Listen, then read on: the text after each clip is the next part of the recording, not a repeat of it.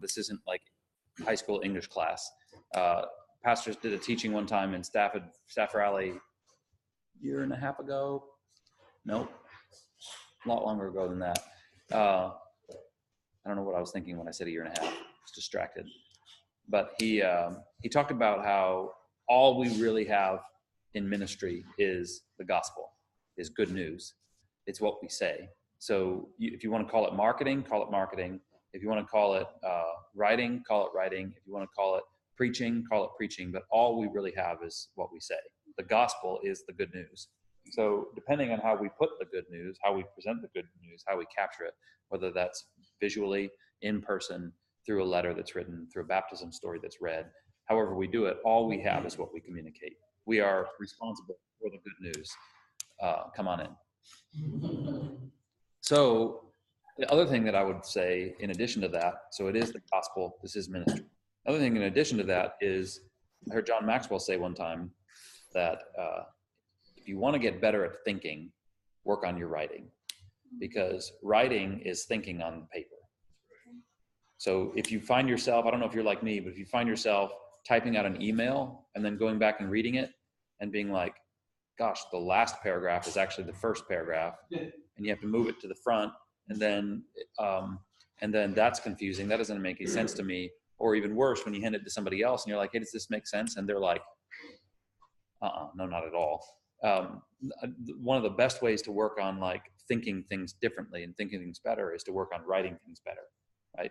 So I think that if you are trying to figure out how to process through something in your life, one of the most important things or most helpful things that you can do is actually write your thoughts down, right?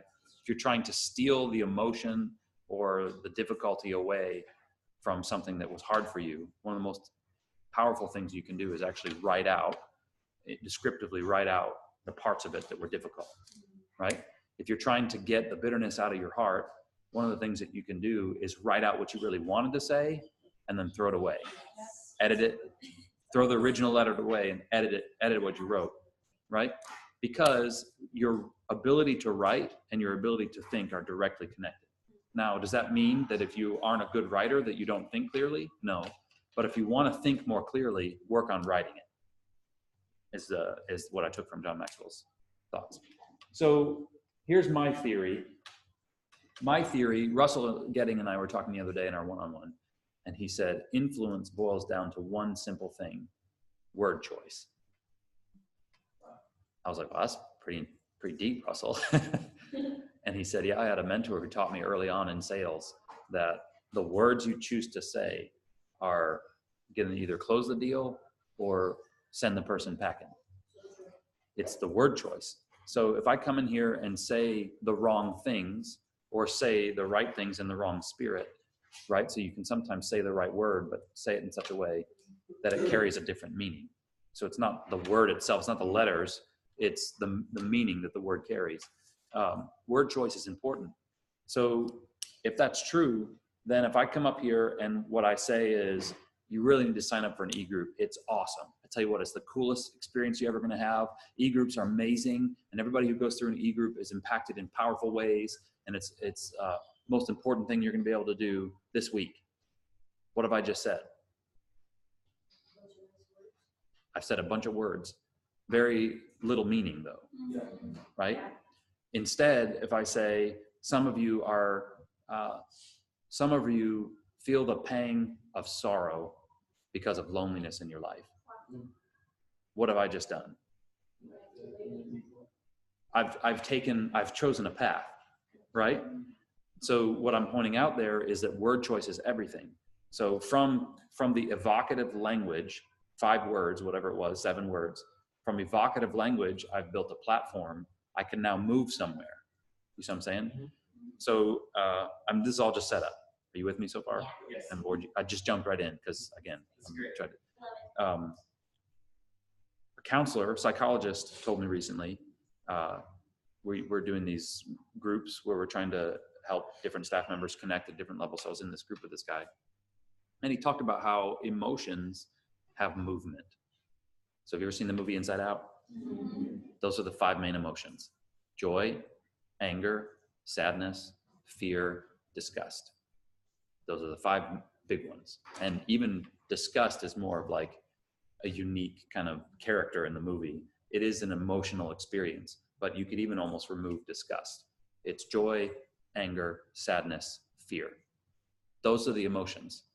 So when and I've done this with some of you guys in conversation, if you're stuck somewhere and you can find yourself, you can even do this physically. If you can find yourself breaking away the layers of anxiety or grief or a sense of being overwhelmed or whatever, these are all words that we use, right? I'm just so anxious. Anxious is not an emotion.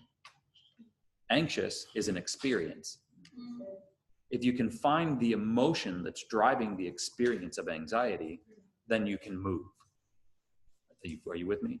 Because emotions have motions. Emotions move. So if you're afraid, you're going to actually move somewhere. You might move like this. You might move like this. You might take off running. You actually carry the emotion of fear in your heart physically. This is what he's telling us. You carry the emotion of fear in your heart. So how many of you have ever been startled and then 10 seconds later realize that your heart is just pounding, right? Because you carry the emotion of fear in your heart. You carry the emotion of anger right kind of in your chest area, in your sternum, and it moves from here into your limbs. So when you're angry, you either fight, you want to like fight, or you run. It's a fight or flight response. You carry it in your limbs. So I remember one time I didn't know any of this that he's talking to me about, but I was standing in the kitchen washing dishes, and I felt like almost like indigestion growing up through my gut into my chest. And I stopped and I told Heather, I was like, I don't know why, but I feel angry right now. So I can feel it like growing up through my chest. She looked at me like, what's wrong with you? But I was, without realizing that that's actually a thing, I was describing my physical experience to try to connect with the emotion, because emotions move. Sadness sits in your gut. So how many of you have ever been really sad, really hurt by somebody, and you either can't stop eating or you can't even consider eating, right? Anybody ever done that? For a lot of people, for most people, sadness resides in the gut. And so the reason we're attracted to food or repelled from food when we're really sad or upset about something is because emotions actually have a physical manifestation and they move. So if you can actually embrace the emotion of the experience, or back to writing, if you can evoke an emotion in somebody, then the natural response to the emotion is going to be movement, right? So when we say our job as communicators, our job as ministers is actually move people to action, I don't know that you can actually do that without emotion, because emotion resides inside someone, and we have the opportunity through our language, through our word choice, to move somebody to action. And we do that by capturing their heart, not by speaking to their head. So the reason awesome, exciting, cool, amazing, fabulous, exclamation point, exclamation point, exclamation point doesn't work is because it's descriptive language that sits in the head. It's not going to get you anywhere. I tried to pick some words and threw them up on the board. And it's a mixture, in my opinion, it's a mixture of some words that are evocative, meaning that they kind of hit emotionally, and some words that are descriptive, meaning they reside in the head. So take a look at the board. You tell me, of the words up there, which ones hit you evocatively? Which ones hit you in an emotional way? Empty? Well, why empty? Whoever said empty.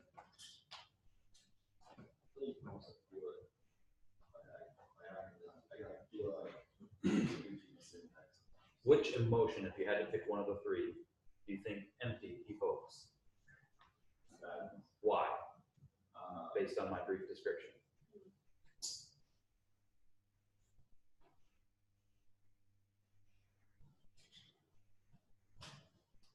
I think it's like you think of emptiness, like you're not to bring sadness or to bring.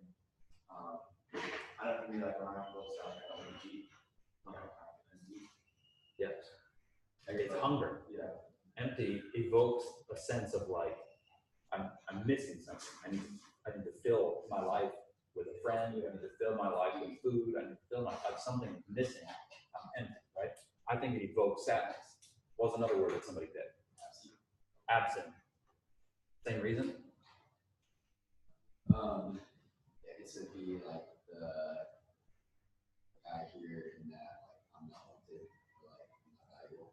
So what emotion would you associate with it? Yeah, I think it could be any one of them.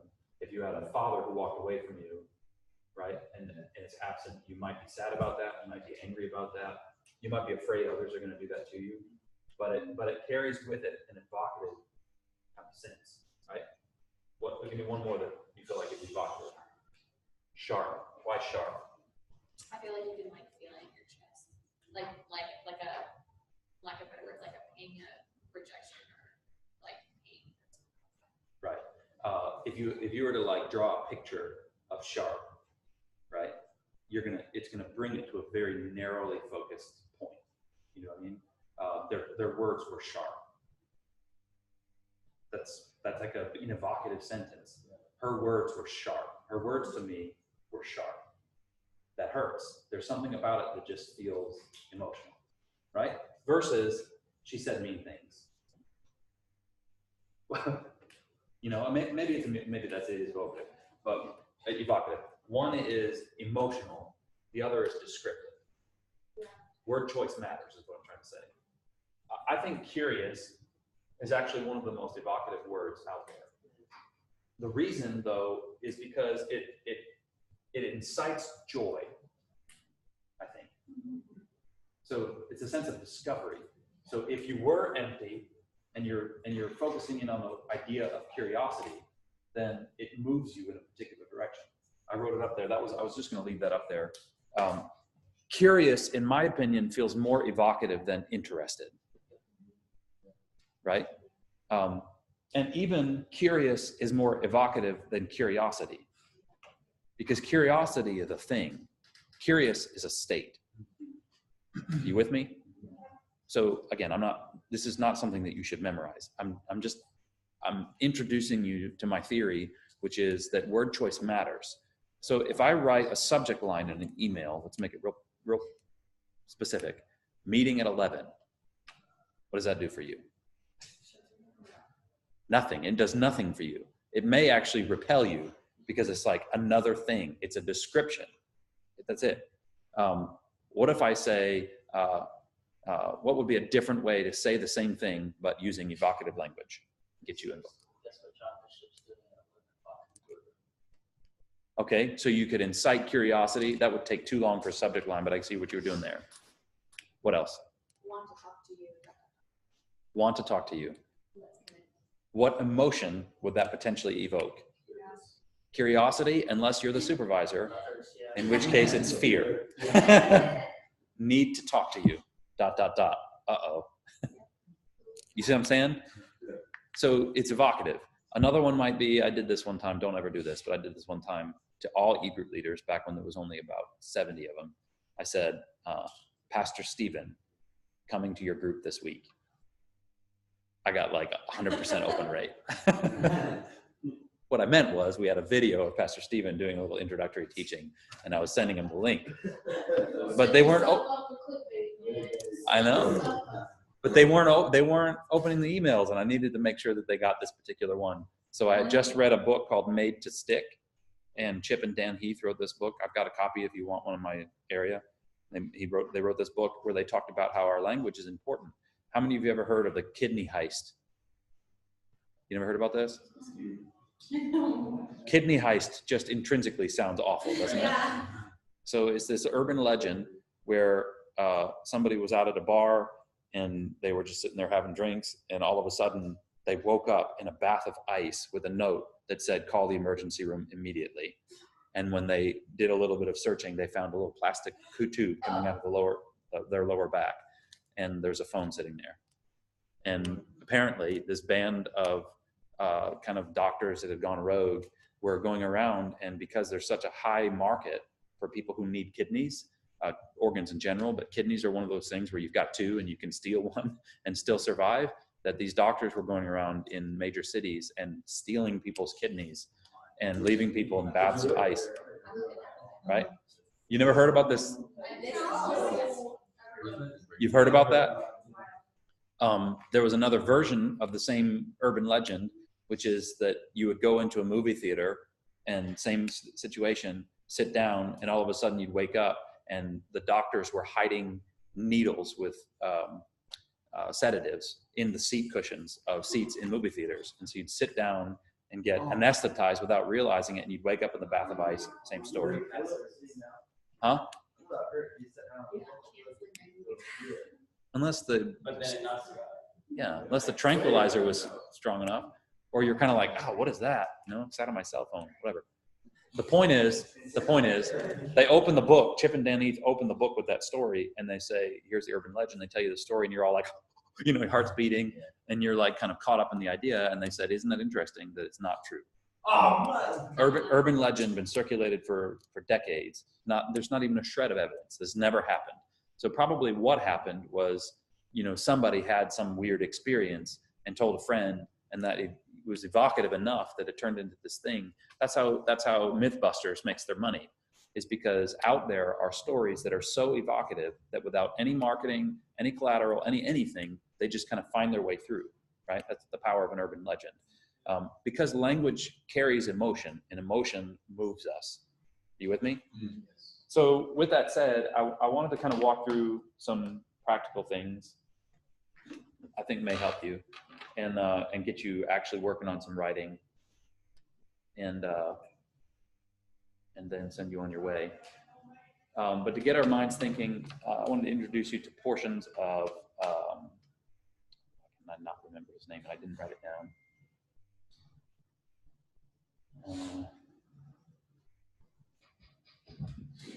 Story brand, Donald Miller. Thank you.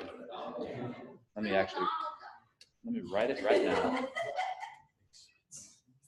Donald Miller, he came and did a teaching for us. This is actually like a little over an hour and a half.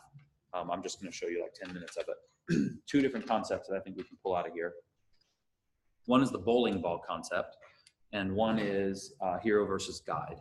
So I talked about hero versus guide as a principle during talking points. But these two principles, it's just two of dozens of principles that he gave us in this teaching. It's very powerful. So how many of you seen it? The whole thing? Okay. But starting with the bowling ball principle. So if you can pull it up, Colin, and then start at 20, and we'll go to about 24 and a half. Sam never sent me that video. Okay. So she sent me two of them. Well, if you have access to the staff page, it's on there, or would you rather me text you a link? If you have it on you, it would be faster if you text it to me. Okay. I'm going to right now.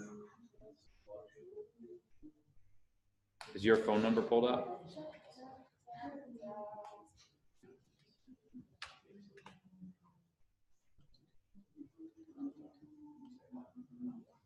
All right, well, I'll move on. We'll jump back to that in a second.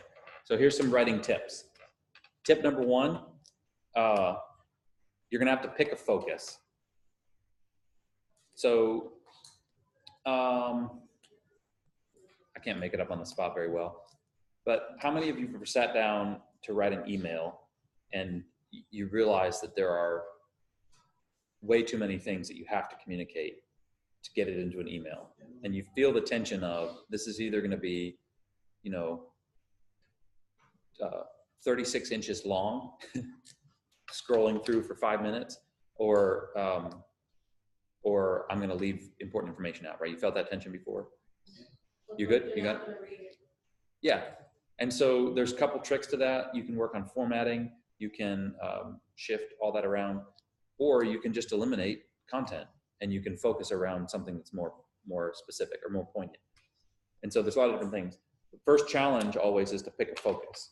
So sometimes though, when you're thinking about, so if it's practical, sometimes you have to get the information across. It doesn't mean that you can't pick a focus. So if you conglomerate the information around categories and you say,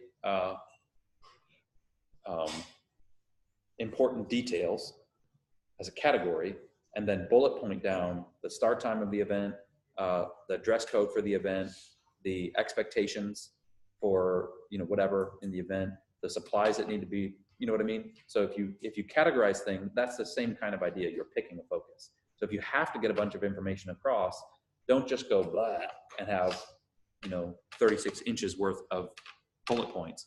Pick a focus, meaning narrow the scope and group things together in such a way so that the emotional experience of an email, even if it's detailed, is 3 chunks of information instead of 36 different things. Make sense? So it's writing. That's what I'm talking about, is writing. In addition to that, if you choose the subject line around the focus, and instead of saying everything that you need to know for the event that's coming up tonight in the subject line, say, don't be that guy. Maybe making it up from the hip, shooting from the hip right now, but you get the idea. If you know that you have to say a lot, make sure that you pick the focus. Don't be that guy. What does that imply? There's a lot of important information here. You're going to need to read through it carefully.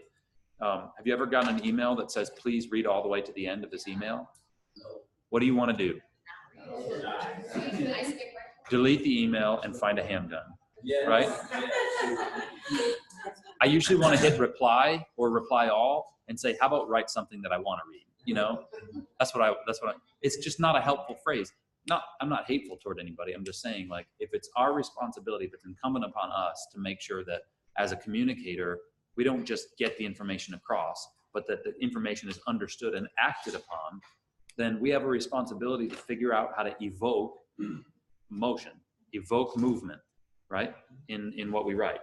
So when I was sending an email for, to, let me see, it was Cherish Rush, Ryan Hollingsworth, Jay Cody, Lindsay Rohde, Joe Lack, department heads, very important people in our context. And they're all very busy, and every one of them has 10,000 things to do. I did all the hard work practically of finding a space on the calendar where most of them were available. So practically speaking, I didn't send the email and request that they arrive at some meeting that they couldn't come to because they were all busy doing other things. So I did all of that. I lined it up perfectly, but I still realized that it's on me to send an invitation for this meeting I'm trying to do that they're actually going to be interested to read about and attend. You see what I'm saying? So I was funny, because that's a tool that I can use, something that I'm a decent writer and I can be funny about stuff. So instead of just saying, hey, here's an example, whatever, I picked an example that was interesting to read. I made it more of a story and an experience. The email, it was decently long, so I realized that I had to keep up with it. And so I would put little Easter eggs throughout and, you know, talk about JJ's political affinities and little inside jokes and stuff. So just keep it moving. 100% attendance. Well, that's not true. Jane wasn't able to make it for other reasons. But other than that, all of those important people came from one email. And I think it's important, Sam. So I'm saying it's important. If the meeting is that important, then you ought to put time into the email. So don't just say this meeting is really important, you have to be there. Have them come because the way that you write the email makes it an inspirational decision to show up. Are you with me? So, and that we can do that. This is the bowling ball concept. And we're talking about all these details. Your email can feel like a bag of bowling balls if you're not careful about how you express yourself and write it out. And so I wanted to watch this 5-minute clip. So from 20 to 24:32. 20 to what? Yeah. 20, just press play and then I'll stop it when it's time.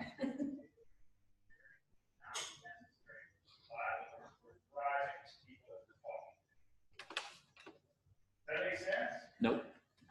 Now, when All right. I'm encountering confusing information, I'm having to throw out so much stuff that eventually, within 9 minutes, my brain will say, you don't need this. Shut it down. Let's take it. Recharge. This is not going to help you survive the problem. Get out. That is God's way of keeping you alive. So when I go to a website, if within 5 seconds, I cannot answer 3 questions, I'm gone. Right? How are you helping me survive, thrive? Or really, what do you offer? Here's 3 questions. What do you offer? How will it make my life better? And what do I need to do to engage?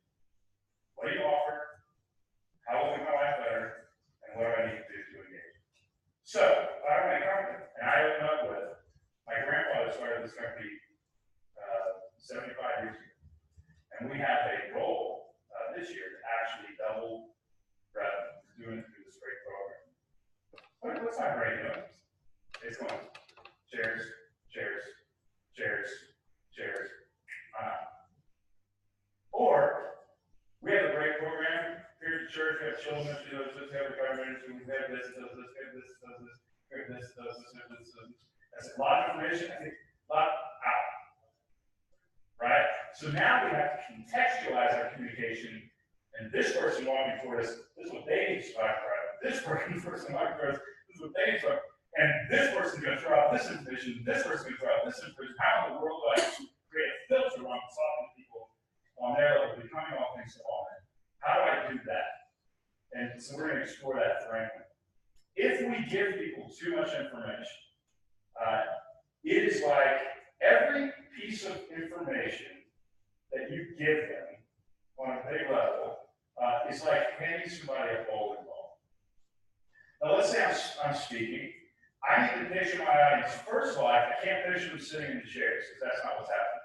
I need to picture everybody in this audience on a treadmill because they are burning calories trying to engage my thought. Now, right? So how long have we got? It would better be good. You know, get that new Radiohead record. I can go there 20 minutes on this treadmill, but actually not. So then every piece of information while they're on this treadmill, I'm handing them a bowling ball. And I'm going, okay, you know, God wants you to do this with your life. Okay, that's great. Let me grab that. He also wants you to do this. I've got 2. And he wants you to do this. Now I've got 3 bowling balls and I'm on a treadmill. How long am I going to last? Now, what happens when I hand somebody the 4th bowling ball? They're gone. It's gone. The problem is those bowling balls to you feel like balloons. You're thinking of them as balloons. They are not balloons. This idea that, oh man, I did this little workshop in Denver with pastors. And I was like, I think we're out. what's the number one thing in the group? That's all we needed. What's the number one thing? It was an excellent fade. All right, what did you hear? I think it's like being in the other person's shoes of how they're going to receive information. Yeah. So like finding the best way to not weigh them down with a ton of information, even though it feels like it's just like us. Yeah. I love what you said about, like, I'm not talking to people in chairs, I'm talking to people on treadmills. I think, like, especially when, like, communicating to volunteers or whatever else, like, they have, like, some check flags, it's like they're on a treadmill. So it's like, what are we giving them that, like, helps them versus just wasting them down when they're on their own? Yep. Here's a cool perspective, like, we thought, like, talking, but we on top of, like, I gotta say this, this, and this. And so we're like, okay, well, the audience is going to take that and that. Right. So kind of, it shifts the way I think about preparing. That's right. So again, we're trying to move people. Some assumptions that we can make, people need to be moved. They're hurting, their marriage is suffering, they're trying to figure out this God thing, they're burdened with a life that's busy and overwhelming. And if you're not careful, you're going to think to yourself, well, I'm hurting and I'm struggling and I'm burdened with my life that's overwhelming. And so I don't have time. This is what happens emotionally. I don't have time to put all this energy into trying to help people. I'm just going to take the shortcut. I can tell them what they need. It's on them to figure out what, whatever. They should just want to be in an e-group. Well, they don't. They don't want to be in an e-group. They don't want to click on the link on the website and give. They don't want to even give at all. That's where we have to start. And so if we don't use language that actually moves them closer toward the decision, toward the action, then we're missing the opportunity to make an impact, right? They're not going to do it. That's what he's saying. The other way of thinking about this is it's a burden. It's like burden management. So if you think of the people out there as on treadmills and every piece of information you give them is like a bowling ball, you could also think of it as they're already weighed down, right? They're weighed down by their life. They're weighed down by their family. They're weighed down by their circumstances. They're weighed down. And so more weight we put on them, the slower they're going to move. You see what I'm saying? It's a weight, it's burden management. So as a speaker, a writer, a communicator, a video person, a website designer, all these areas that we're creating language and distributing language. If we think about it as, how can I keep the burden and give them, lighten their load? What is it that I can do to phrase this differently, to present this differently, so that I am lightening their load, not putting a burden on them? You see what I'm saying? So how many steps does it take on a website that you're trying to get to before you're like, I'm done, I'm going to find a different company? Yeah, not very many. If there's not some gigantic button that says touch this and everything's done, at this point, you're kind of like, I'm out. It's not worth it. Somebody else is doing this better. Like if the website address is like too complicated, like even that even just starting there for me, I'm like, forget it. Yeah. Yeah. And if we're that selfish, why in the world would we expect everybody out there to give us patience and be kind? They don't have time. Or if they do have time, they're not going to take it. They're going to go find somebody else who will do it easier. You see what I'm saying? It's not worth it. That just feels overwhelming to go out to the lobby and find the particular table that's got the blue thing and the balloon, and I'm out. I'm done. I'm just going to go home. It's easier. I'm hungry. You know what I mean? So in order for them to overcome all of that that's already weighing them down, we have to give them information that lightens their load and moves them in a particular direction. So that's where something, now the one I said earlier was, have you ever felt the pang or the sting of loneliness in your life? Right? That's evocative, but now you have to step back and say, is that the right thing that I want to evoke? Yeah.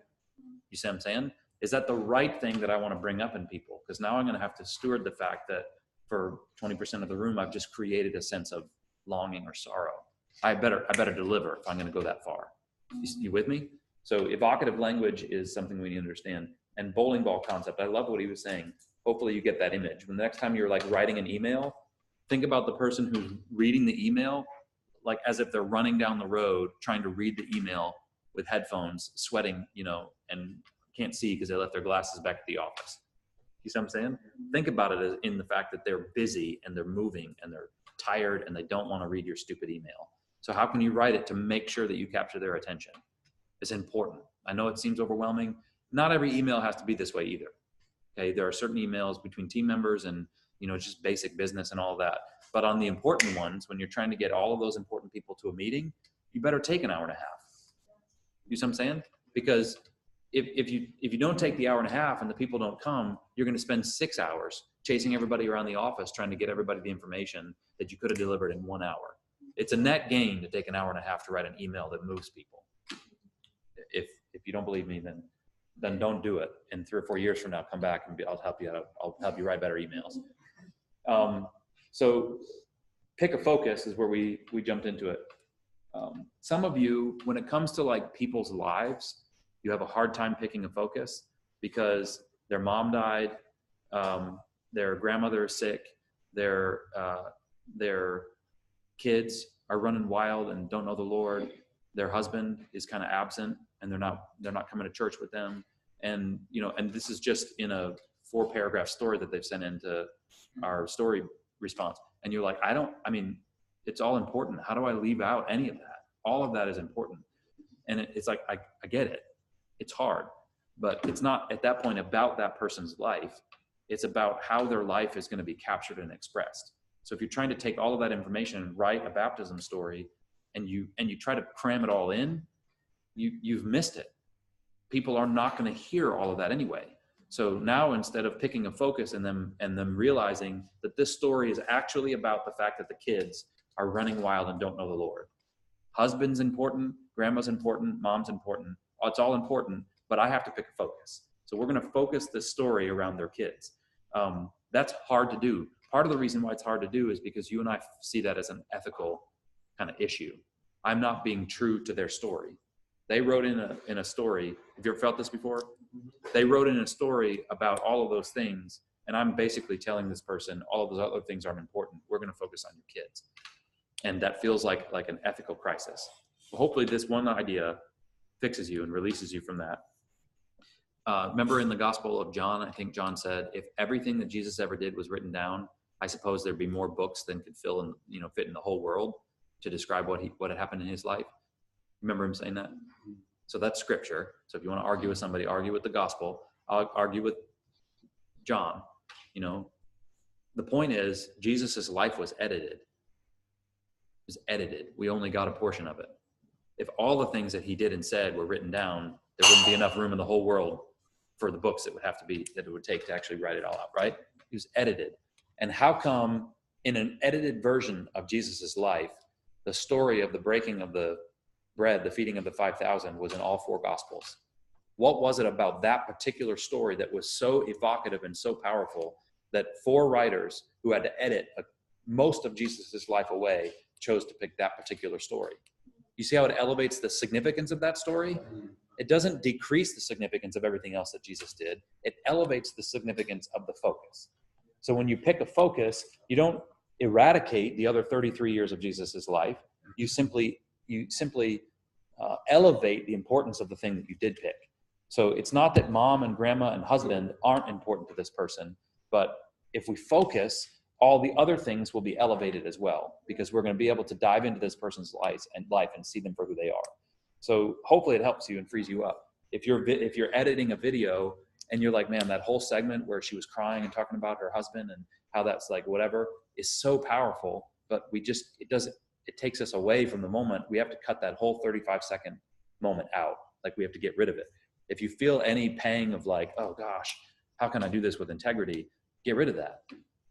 Maybe what you actually need to do is do a sequel, a second video that focuses on the husband, right? If it's that powerful, do another video, but don't confuse the one that you have the opportunity to make by picking 3 focuses, because we can't, as audience members running on the treadmill, trying to carry a lot, we can't do it. We can't keep up with you.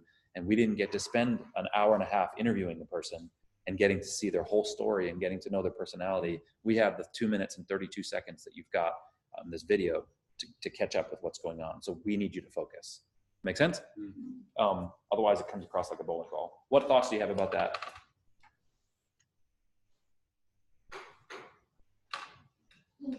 Nothing? Moving on? I just really like the part about how it elevates the value, because I think that is like the fear in us that, oh no, they're gonna feel like we're, like saying these things about employees. I thought that was a really good way to put that. Yeah. Good. Hopefully it helps you. I think it's important for you to be conscious of that, so that you don't make the person feel like you're just trying to give a good story. Mm-hmm. But like you're really trying to be true to their story by picking up focus, so that they can expound on that and touch people in that way, rather than feeling like they have to. Yeah, and we don't even have to. So if this was a class about pastoral care, we might dive in and talk about how to handle that conversation well. But we're going to focus in on writing. So for the purpose of the writing side of this, you have to pick the focus. But just to take a second, you don't have to pick the focus. You could tell them, hey, I've noticed here's 5 different things that you brought up. All of them are significant. I can't imagine being in your shoes. That's a lot of weight to carry. But we only have 1 minute and 30 seconds to tell this story. What is the thing, the one thing, if you had to pick, that really has driven you to this place of decision? And let them tell you. And then it's like, okay, awesome. So who needs to be involved? What's the context? Give me more information about that. What was the name of your e-group leader? Why was that particular sermon important to move you in this direction for this thing? And then expand the information around that one thing. Let them tell you what's important, but then help them write it so that the focus can be narrowed for the people who are going to receive the story. Make sense? We got to go quickly through this because I'm just going to try to get you the information, but you really have to learn this over time. You have to try it a few different ways and see what works and see what doesn't. So moving on, the second thing is you got to show, don't tell. So tall, hot, blue, those are telling me. The person was tall, the room was hot, sky was blue. That's tell, right? Heavy, sweltering, fat, those are show. I don't have one for blue, but you get the idea. There's a sense in which you can choose a different word and show me what you're trying to say rather than tell me. Are you with me? It's word choice. So if I'm going to say, man, e-groups are awesome, that's telling me. What you're doing is it's almost like the person hears you say e-groups are awesome and has to decide, I trust you, you're somebody who I trust, and I appreciate your taste. And because you say they're awesome, I'm going to trust you that they must be because of what I know about you. But 80% of the room doesn't know you that way. So it just comes across like hype, like a salesperson, right? Because it's telling, not showing. So instead of doing that, say I was talking with my friend Jim, and he's been married for 5 years, and they were struggling in their relationship, coming to the point actually of separating. But they found a community here that helped them realize that the loneliness they felt in marriage could be resolved by bringing others into their lives. And man, God's done a work in their life through e-groups here at Elevation Church. Maybe you are, right? What have I done? Takes a little bit more time, not much. I mean, I made it up off, shooting from the hip, but what was that, like 15, 20 seconds for me to tell that story, just tell that story? I got caught up because I said the word tell, but you get what I mean. I showed people what an e-group does, is it solves the pain of loneliness, even within a married couple. You see what I'm saying? And so if you're experiencing that at all, or can relate to it or connect to it or love that idea, I've just shown you what an e-group does versus just telling you that it's awesome. E-groups are awesome. Marriages are put together every week at Elevation Church because of people committing to e-groups. That doesn't mean anything because it's telling. Are you with me? So you got to show, don't tell. So one thing that you can do when you're thinking through the language, as you're writing stuff out, step back from it and say, am I telling people about my experience of this thing, or am I showing something that will help them experience it?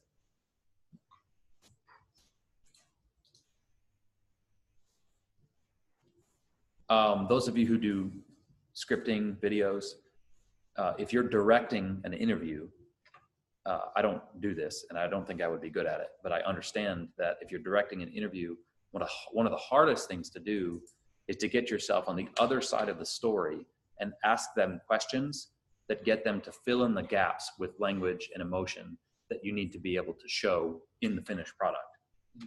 If you live in that world, maybe I don't have to explain anymore. That seems to be, so times that I've been interviewed by somebody who doesn't know what they're doing, and that's happened quite a bit over the years. It's like, I don't know the story. I don't know what you're trying to get out of me. Tell me what you want me to say. And I'll try to to save time, I'll just be like, give me the phrase that you want me to say, and I will repeat it back to save us time here. Like, because you're not asking me questions that are getting me anywhere. And I can tell the fourth time that you kind of swing back around the same subject that I'm not saying what you need me to say. So it's fine. I'm a professional. Tell me what you want me to say. I'll evoke emotion and say it like I believe it, or like it just came out of my mouth, in an honest way.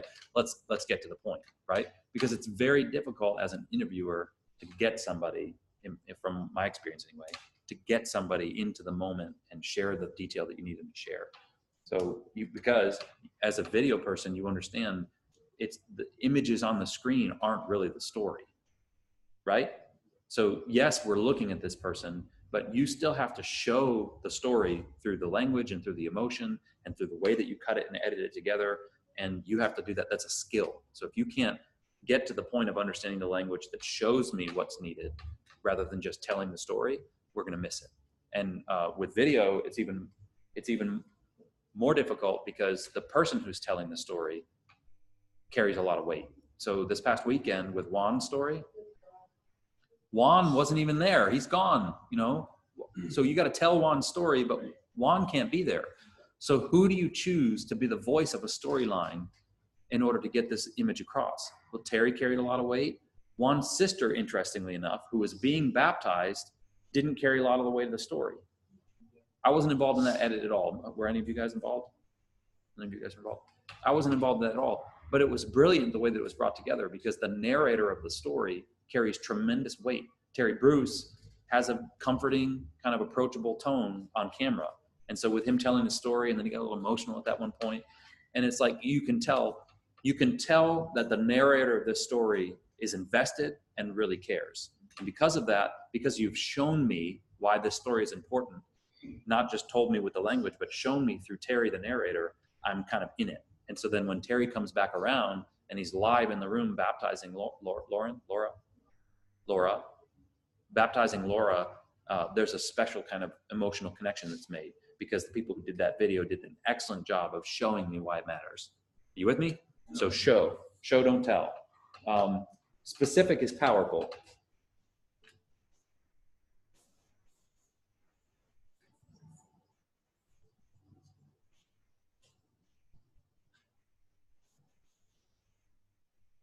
Specific is powerful. We got tables in the lobby. If you're interested in a men's e-group, the tables that you want to visit in the lobby have blue tablecloths. This is Joe. Joe is going to be standing out at tables with blue tablecloths and blue balloons. If you're interested in being in a men's e-group led by a guy like Joe, go find him in the lobby, right? The more specific you can be, the more powerful and evocative the experience is. It doesn't necessarily take more time to be more specific, because if you replace the word hot with sweltering, you have evoked something that feels a little bit more tangible. You see what I'm saying? So it doesn't necessarily take more time. It can take more time to be specific. But if I tell you that marriages are being put back together at Elevation Church, that's general.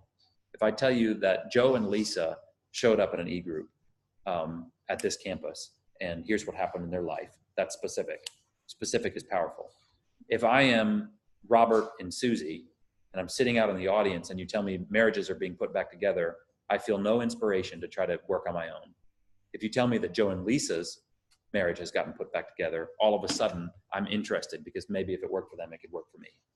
You see what I'm saying? It's counterintuitive. We think because we don't want to leave anybody out that we should be general so that we can include everybody.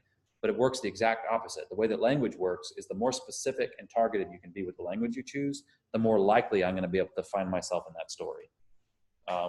So be specific, and then create and resolve appropriate tension. We've talked a lot about that, but you have to have tension. Think about it like the tightrope.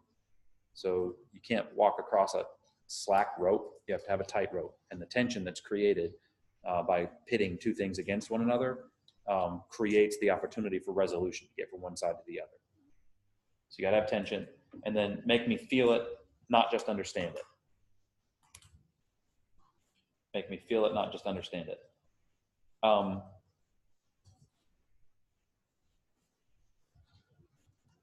is that?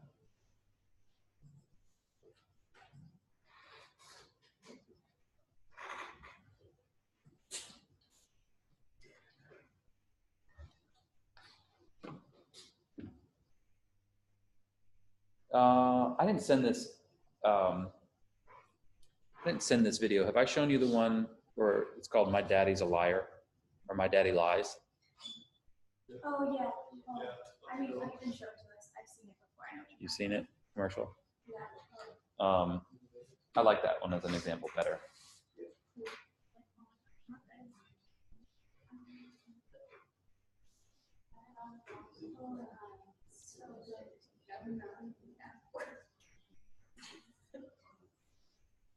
All right, Colin, it's coming. So here is a video. Oops.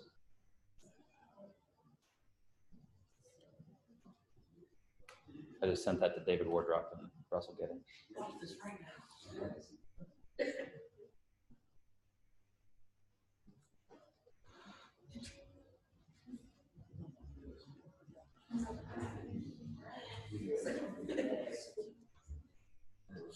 So this video, this is a good example of making me feel it rather than me telling me, in my opinion. And if you're a parent or have a niece or nephew that you love, it'll hit even worse. If you have a daughter, it's even heavier. If you are a daughter, but even the title of the video is "My Father is a Liar," right? It's evocative. It's actually provocative. "My Father is a Liar" is a provocative title. So this isn't the kind of language that we would want to use in our context because it's sad and it's provocative. But it's a good example of how to make somebody feel something.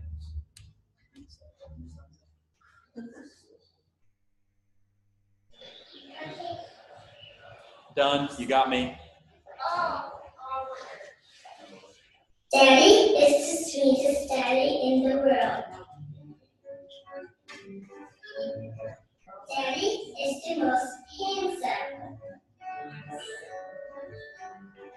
the smartest,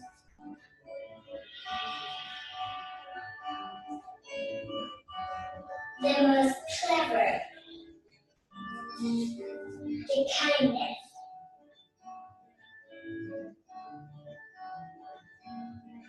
He is my Superman. Daddy wants me to do well at school. Daddy is just great, but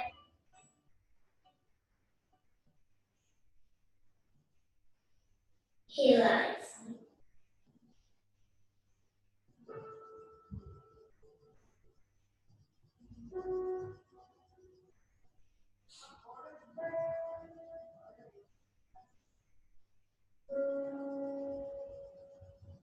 He lies about having a job.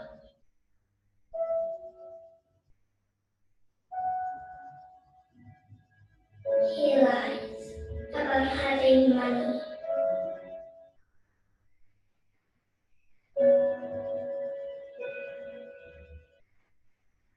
He lies that he's not tired.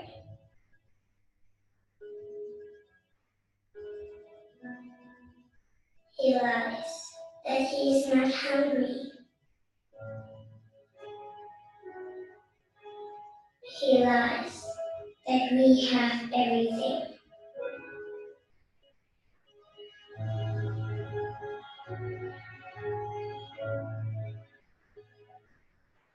He lies about his happiness.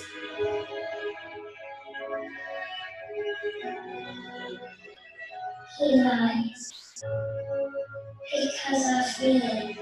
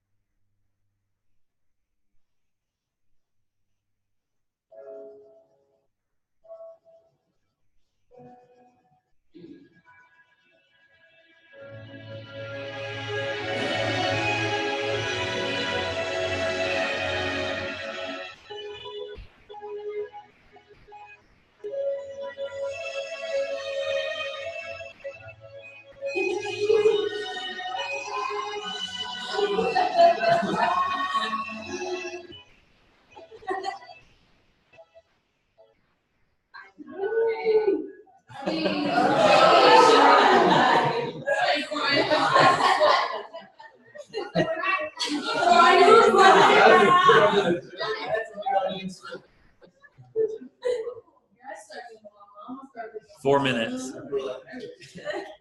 4 minutes. 4 minutes, and you've just reevaluated your entire life.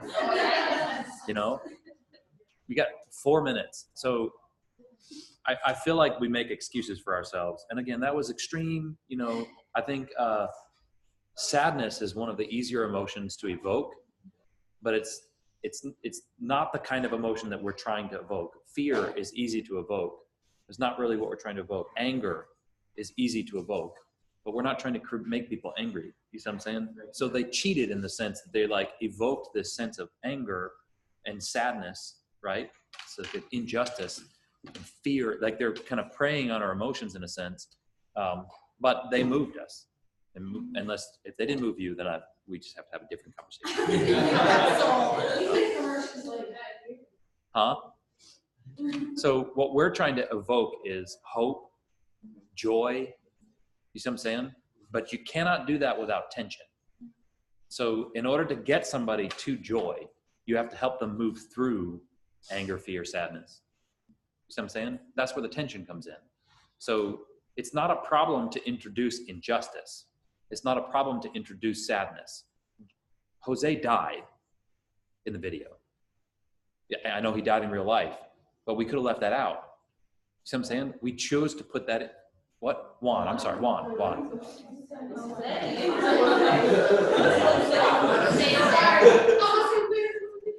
I don't know. I don't know who Jose is, but sorry, man.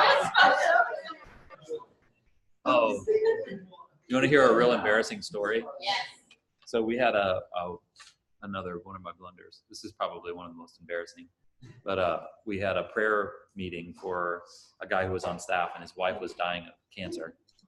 And somehow in this meeting, I ended up right there, kind of in the middle of the group, and I knew them well enough, but I wasn't necessarily really close with them. But her name was Brenda. And so I'm going through this whole prayer, and I prayed the fire down. Like the room was shaking, chariots of fire were like riding through. I mean, it was intense. It was a prayer of healing. It was a powerful moment. And it's like the whole staff's there. The worship team had just led worship. I mean, it was a major deal. But when I get to the end of the prayer, I said, and God, we claim by the power of Jesus Christ, in the name of your, whatever, I just did this whole declaration. I said that Deborah will be healed. And then I kept going. And, I didn't. So not until the next person prayed and their third word was Brenda. And then I was like, that real heavy flush of hot shame just kind of washed over me.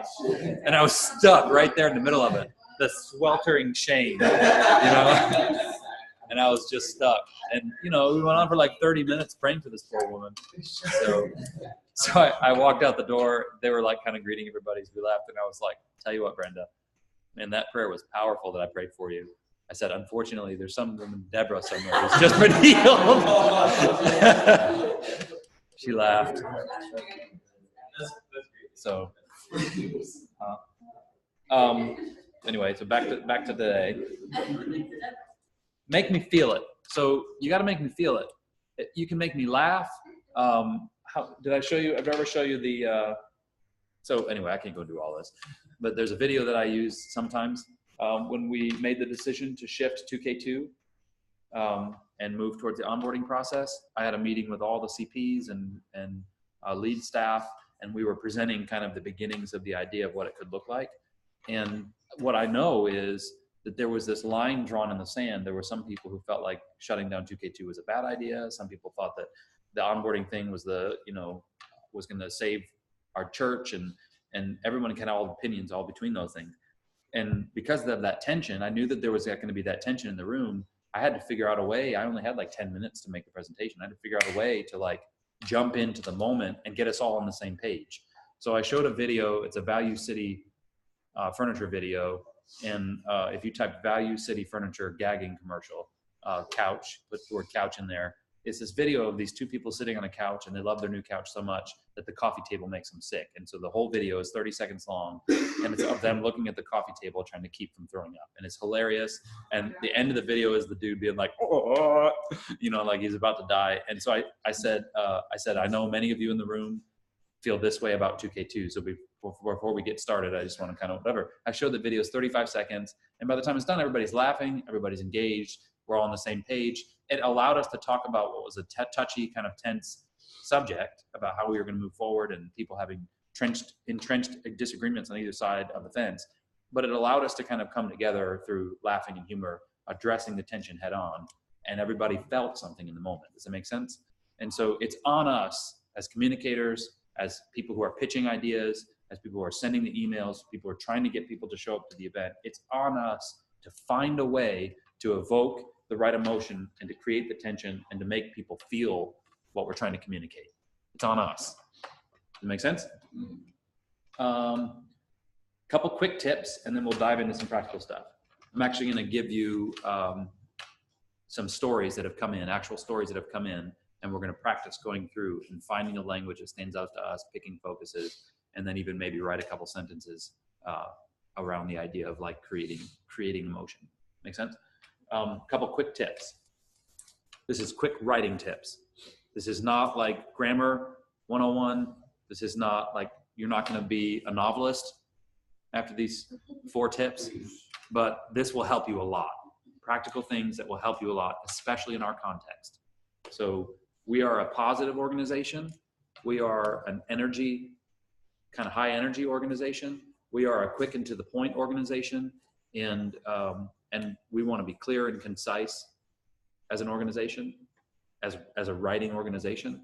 So you don't have time to go into these long, flowery, sentimental descriptions of crap. We don't care. Go to Bethel. You know? We don't care. Bethel's awesome, but they are long and flowy and sentimental, and we are not. We are like orange. You know, the shortest and most abbreviated color there is, orange. Like that's what we are. And so, but there are pitfalls then in our organization. Let me give you 4 tips that will help you write more clearly immediately if you follow these tips in our organization. Tip number 1 is eliminate the word that. Every time. If you can write a 3 to 4 sentence paragraph without including the word that, your writing will instantly improve by about 45%. I wouldn't. I would get rid of the word that altogether. Just get rid of it. Now, there are some uses of the word that are appropriate, but they're rare. Most of the time, the word that is like a linguistic junk drawer. With the word that comes 7 other words that you don't need, and which is same kind of thing. So if you just get rid of the word, you cut those 7 words out and smash the sentence together, most of the time, it communicates the exact same meaning, and you've just saved 7 words in a 12-word sentence. Just get rid of the word that. So try it. I'm making it very clear, very black and white, very simple as a principle, and you're going to find yourself arguing with me sometimes, being like, I can't get rid of the word that. Well, then leave it in. It's not like a hard and fast rule. I'm just telling you, if you think through the process of getting rid of the word that, you're going to make your writing exponentially better instantly. Just get rid of it. You want to practice? Yes. All right, let's see if we can practice.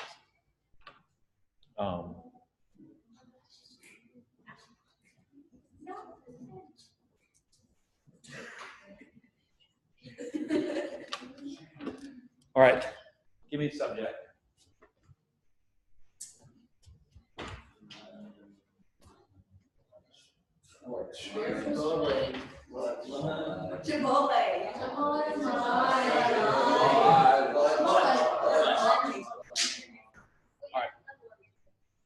Huh?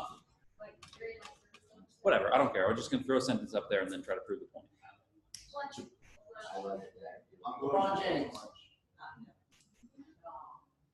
How do I get that into a sentence? I'm training myself so much to get rid of it, I can't even think how to put it in. I want to go full so that I can get a burrito. And convince me that I need to go. I want to go to Chipotle for you.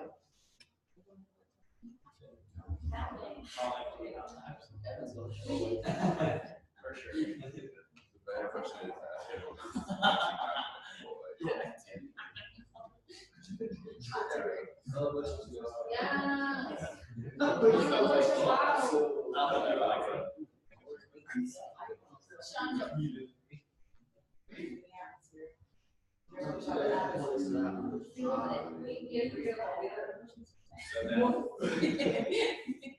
So people with clocks. I should say that. So that people follow. Get rid of the word that. I want to go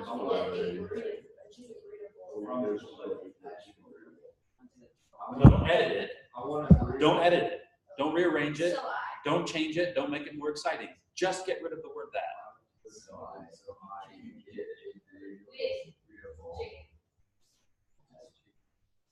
The chicken burrito.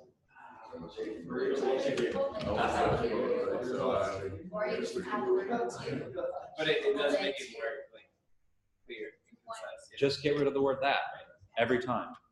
So we got rid of, we cleared it up. So now you guys are instinctively doing the right thing. I want to go get a chicken burrito bowl at Chipotle. You're right? Word economy. But if you get rid of the word that, what it does is it forces you to stop and think, okay, that's the sentence. Now let me edit it. And the word that is I would say 80% of the time, the word that is a junk drawer.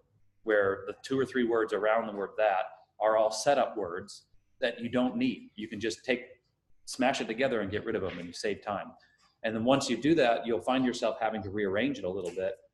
This one was too straightforward and too easy, but you'll find yourself having to rearrange the sentence a little bit to make it work. And that'll get you to realign the words and the subject and the details and all that. It'll just help you. So think about getting rid of the word that. It's just a simple tip, quick tip that will help you improve your writing, and it will increase your word economy. You know what I mean by word economy? Yeah. Say more with less. Right. Second tip, you ready for the second tip? Ready? Eliminate the exclamation point. Oh, what's next? I'm telling you, your exclamation point is making your writing worse. What if we're saying high school? I'm just saying, if you get rid of the exclamation point, That's why you need. it will.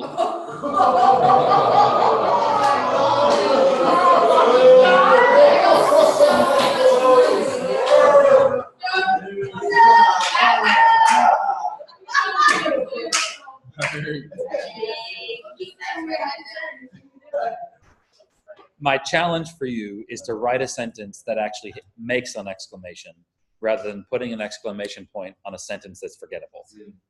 And I think if you get rid of the exclamation, no, if you put high exclamation point, whatever, it doesn't matter. I'm not saying that.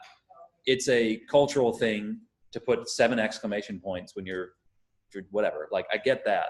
That's not actually grammatically what I'm trying to say. But when you put an exclamation point on the end of a sentence, oftentimes it's, hey, e-groups are going to be awesome! Exclamation point. Exclamation point doesn't make it awesome. Tell me what's awesome about e-groups and then put a period. Drop the mic and walk away. You see what I'm saying? Say something that's powerful. Don't try to make what you said powerful by cheating with an exclamation point. Say it. Say something that's helpful. Move me some way with your language, and then put a period. And let me feel what you've done a good job expressing. Are you with me? So I think if you think about the exclamation point as a shortcut that we use, and you work towards eliminating it in your writing, so you're writing out the email, if you get rid of the exclamation point, what you'll probably do is get rid of the whole sentence. Because you realize, I don't actually need that sentence. It's not helping me. I'll rewrite a different sentence, or I'll just skip to the content, and I'll make the content sticky. You see what I'm saying? So exclamation points are easy to find, and I've made this point extremely intense before, and then have endured months of emails of, I hate you, you've ruined my life, exclamation point, exclamation point, exclamation point. I get it. Like, I'm not trying to be ridiculous about this. Put an exclamation point if you want. I'm just telling you, usually in and around the exclamation point is language that you've used that's actually lazy. You're trying to shortcut your way to making it an emphasis, and it's not working. So get rid of the exclamation point and all the fluff that you put in there, and write something that's meaningful, that has weight. Make sense? Second tip. Third tip, fix your grammar. Your grammar. Grammar. Grandma. Fix your grammar. Fix your grammar. And I'm going to try to make the point. It is not because we're perfectionists. It is not because like we're trying to make you into these great writers. It's not any of that. It is because poor grammar is distracting. Poor grammar would be like walking up on stage to do talking points in overalls. Huh? In bell-bottom corduroys. Those are actually With props.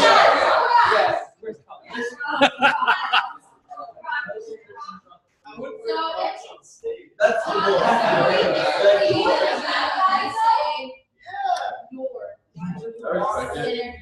everybody get off my board. And I do it too. So there are people out there who aren't distracted by poor grammar, but for the people who are, distracted, it is like you spit in their face. It's just not worth it. So you don't have to be good at grammar to fix your grammar. You just have to take the time and effort. You know, you have to find somebody who can read through what you're writing. So this isn't every text and every email. This is the ones that matter. So if you're trying to move somebody somewhere with what you're writing and you've written it in a way that's sloppy and careless by not taking the extra time to fix your grammar, or by downloading and paying for Grammarly to help you in an area where you might be weak, whatever. If you haven't done that, then it comes across as it's just distracting. I'm having to wade my way through your sloppiness to get to your point. What is that? That is a bowling ball. Yeah. That's me now having to carry weight that you could have easily taken upon yourself. You see what I'm saying? Yeah. It's worth it. So read through it 5-6 times. If you find a mistake that you made in grammar and you're flushed with shame and feel like you're the worst person ever, well, then deal with that in counseling setting. Like, I'm not saying you have to be perfect. I'm just saying learn the difference between there and there. Learn the difference between your, and your. Learn the difference between two and two and two, right? Learn the difference and figure out how to use language appropriately. Because if you're going to put all this effort into trying to create attention, evoke emotion, tell this story, engage people, move people, and then you spell the word wrong, or you miss a word, or leave a word out, or you know what I'm saying, then it becomes distracting. And I was trying to follow you, but I got so lost in what you were I got so lost in what you were trying to say because of how you said it that I missed the point. Are you with me? It's important. So and why that fixes your writing is if you say it cleanly, even if what you say isn't that awesome, it's at least not distracting. So it's like, this is like the proverb where it says, even the fool who remains silent looks wise. That's what grammar does for you. If you can send clean emails that are short, concise sentences without errors, people will assume that you're a good writer, even if you're not. Because they'll just assume that you're, just being curt because you're curt, not because you're sloppy or because you can't write well. Are you with me? Yeah. So grammar levels the playing field. Good grammar levels the playing field. And so clean up your grammar. Take the extra 10 minutes to go back through the email if it's important and fix the issues. And if you send an email with 1 or 2 mistakes in it, we get it. We're all human, we get it. But those 2 things are going to be distracting. So in Ben's eval, just to pick on Ben Land here, in Ben's eval, he and I scored him very differently on one particular point. And in his passionate reasons why he gave himself a relatively high score, he didn't get any low scores. Ben's awesome, but I gave him a relatively low score compared to a lot of the other things that I scored him in. And it was funny to me that in his passionate defense of why he was really awesome in this particular category, it was like the worst grammar of anything on the whole eval. And so I couldn't get away from it. I kept circling it, being like, yeah, not believable. You know what I mean? And I picked on him a little bit about it because grammar is distracting. So it's going to be harder for me to hear your passionate reason why you're actually great at this if as you're telling me it's all kind of jumbled and messed up and you've chosen the wrong words 8 times. Are you with me? Yeah. So, okay. So get rid of the word that, which is a grammar issue, by the way, but I'm going to isolate that one specifically above every other grammar issue. Get rid of the word that, eliminate the exclamation point, fix your grammar, and then the last thing is consider your layout. Your layout, your formatting. A paragraph with 2 sentences is going to be so much more exciting to read than a paragraph that is, a block of language visually. If you send me an email and you haven't given me any spaces, any paragraph breaks, any changing in font, nothing. If you've just sent a block of language and I'm looking at that email on my screen, I am feeling sad. I'm feeling anxious. I'm feeling depressed. And I'm feeling like I hate you and I don't want to hear anything you have to say because it is so overwhelming. Don't do that to me. Break it up into bite-sized morsels, So think of your reader as a 1.5-year-old who is learning how to eat solid food. And your email is steak. You see what I'm saying? Don't let them choke. Chop it up into very small bits, formatting-wise. Make it small and palatable. And you can do it. You can totally do it. And you're thinking, well, how do I know when to put a paragraph break? when you're tired. You know, you've read 3 sentences, it's time for a break. You know, give me a break, cut me a different piece, you know. So just lay out. Don't get crazy with it. You know, you ever gotten those emails from the extremely happy person who has positivity, has all 5 of their top 5 strengths, and it's written in 9 different colors, and it's like some of the words dance. Yeah. Yeah. We hate those people. So don't be that person.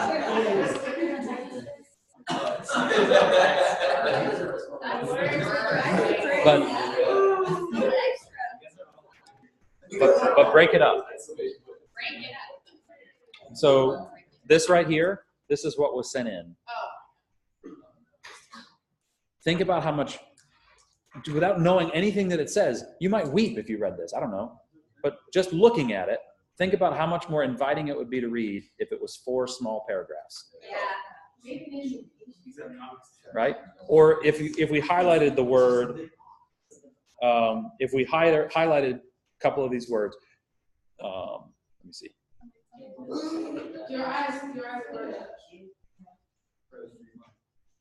If I highlighted the word missing, if the word missing was bold, your eyes would go to it and you'd be like, missing? Wonder what that means. See, formatting matters. So think about the layout, think about the format, and if you do that, if you get rid of the word that, if you eliminate your exclamation point, if you fix your grammar, and if you change the layout, you'll improve your writing exponentially without having to do much of anything at all. Make sense? Same exact content, just do those 4 things, and without even getting better at writing or going to school, you're going to improve tremendously. So hopefully those tips are helpful. Do you mind if I chase a rabbit trail for a second? So I read a book a 1.5 years ago, and it was so engaging. I was listening to the book, actually. And it was so engaging that while I was listening to it on my way to hear Pastor Craig preach the pre-record, I got in a car accident right outside of Blakeney, because it was called Writing Great Fiction. And the book was so intriguing. It was a college professor who wrote this huge book. It was like 13 hours to listen to about how to write fiction. But it was so engaging that I was like kind of not paying attention when I was crossing the intersection, and I caused an accident. So if you want a book recommendation and you're interested in writing at all, I would highly recommend that one to be listened to on a couch. Excellent. Well, what do you mean? The tall shrubs. I couldn't see the car coming, which is true. Writing Great Fiction. Yeah. Professor James Hines. James. Hamish. James Hines. It's great. It's purple with like weird design on it. Anyway, here's a couple things that I learned from that book. He does a chapter and then he gives you an exercise. One of the exercises that he did was writing with evocative language. So the exercise, and I've done this in 3 different ways. The exercise was write the description of a building through the eyes of a parent who's lost a child, but you can't mention death, the parents, or the child. Make sense? In other words, you're going to describe the side of a building from the perspective of grief. It's challenging. And then I expanded the exercise. I did write the description of a building from the perspective of a cheated customer. Right? So what would annoyance do to my language? So you want to try it? Yeah. So write a 1-sentence. Let me give you 1 sentence because this will take you a while. Take 5 minutes. Write 1 sentence. What do you want to do? Grief or annoyed customer? Do it. Pick one of those.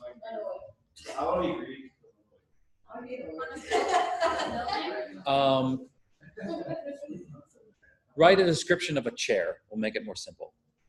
Of a chair, 1 sentence from either grief or annoyed customer. And what can't we say? Just that? Yeah, don't say that. Or, no, Well, you can't, I mean, if same rules. So if you're writing it from grief, think of, from the perspective of a parent who's lost a child, but you can't mention death or the loss of the child. Just describe the chair. Take 5 minutes. I'm gonna do it too. Just one sentence. One sentence.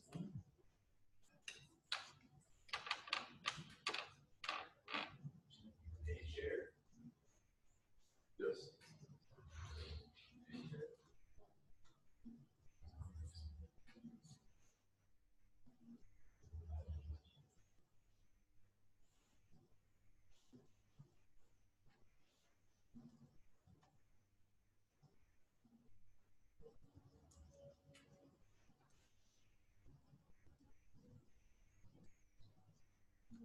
Can we use the word chair? It's like,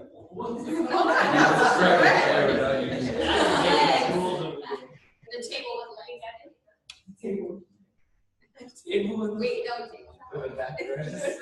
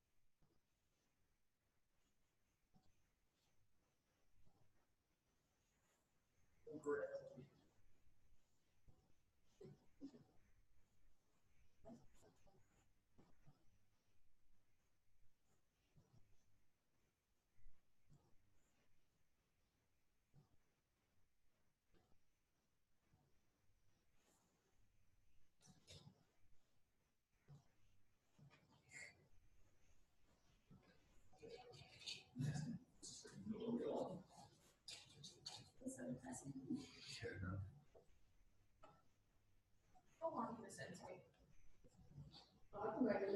Reasonably long enough so that I don't get bored reading it. Can we send it to you? Oh, you're about to read it. Oh, reading Just it? read it out loud. And you're like 2 minutes in, so 3 more minutes and we're done. I'm working on it too. I feel like mine might be. We might not get it. I don't know if you're bad. I've never read it.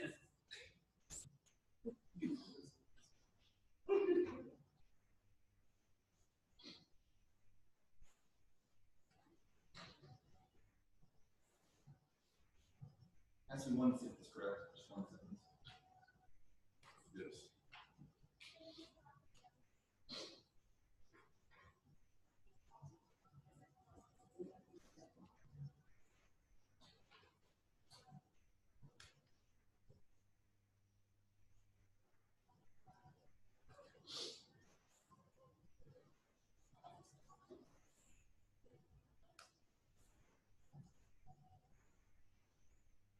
You better not be writing the word that. I'm starting to. I know, I saw it, I was like, okay.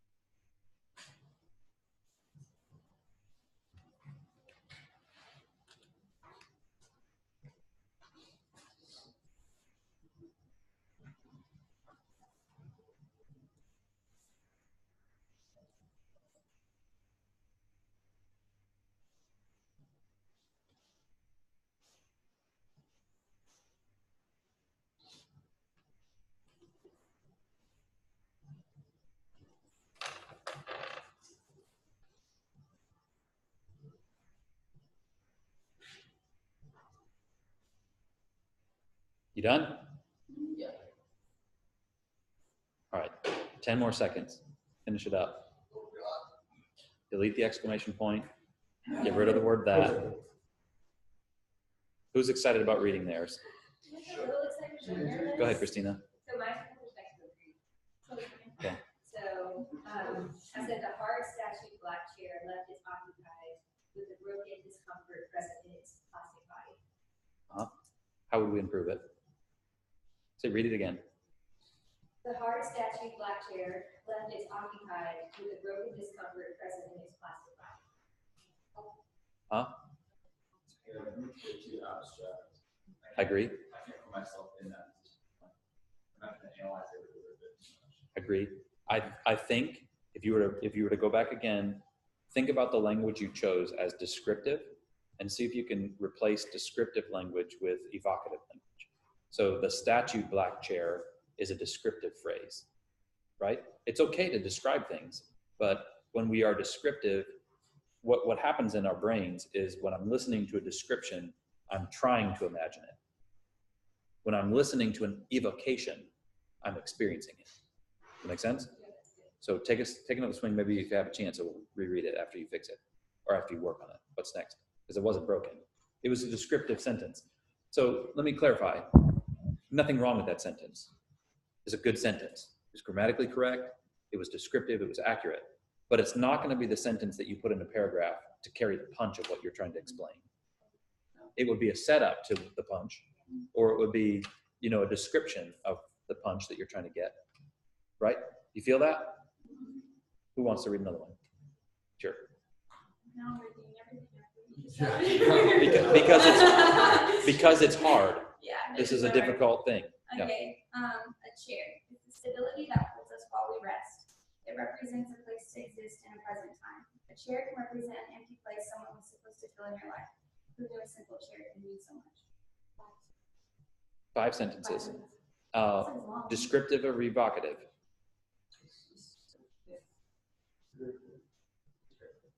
It's hard to know. I mean, there are certain words in there that you might have felt something. Read the last sentence. Who knew a simple chair could mean so much? Okay. You could get rid of that altogether. Okay. Give me the 4th sentence. A chair can represent an empty place someone was supposed to fill in your life. Okay. That's descriptive. A chair can represent. So that's tell, not showing. Okay. So show me that the chair represents, say it again, an empty place that what? An empty place someone was supposed to fill in your life. Show me how that chair represents an empty place that somebody was supposed to fill. One more, yeah. I said, I couldn't help but notice the shattered roots of the withered chair, the ones that seem to say I belong in the far corner of the shade. That's great. Evocative? Say it again. I couldn't help but notice the shattered grooves of the withered chair, the ones that seem to say I belong in the far corner of the shaded room. It was excellent. Where I got stuck is shattered grooves didn't make sense to me, but that's just a very specific thing. I wasn't. Yeah. completely- Here's where simplifying it might have helped. If you just said the weathered grooves or the grooves, if you just said the grooves of the chair. Read it again, but just say the grooves of the chair. I couldn't help but notice the grooves of the withered chair. Or do you want me to take with it out? Just do it without withered either. I couldn't help but notice the grooves of the chair, the ones that seem to say I belong in the far corner of the shade. Better or worse? Better. If we were going to do this, and this was actually a creative writing course, what I would talk about right now is sentimentality. That when we over dramatize things, it actually decreases its power. If we can accurately present things in an evocative way without over dramatizing them, it's actually much more powerful. Does that make sense? So shattered and withered made the sentence sentimental. It's like you were forcing me to try to feel something instead of just saying the grooves of the chair, the ones that made it look like it belonged in a corner of a shaded room.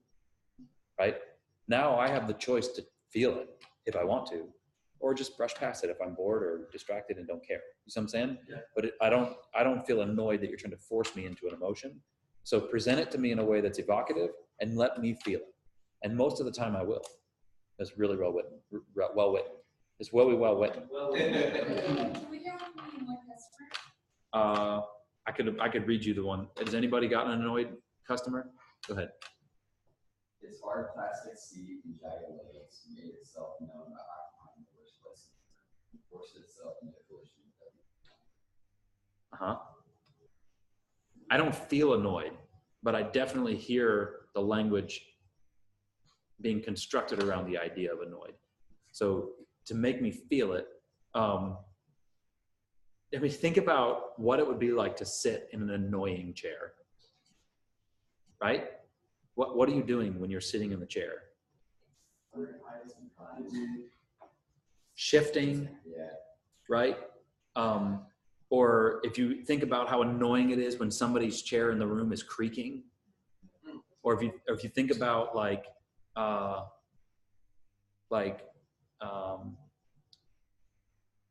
how annoying it would be to walk in and somebody's like taste is horrible and they've got all these eclectic things that don't match, right? And one just kind of, it's just irritating to be like, why in the world would you do that? That is so ugly.